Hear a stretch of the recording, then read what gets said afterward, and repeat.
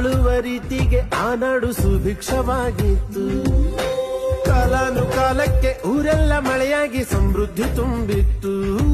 ನಿಜ ನೀತಿನ ಊರಲ್ಲಿ ಕಂದಾಯ, ಬರೀ ಪ್ರೀತಿನೇ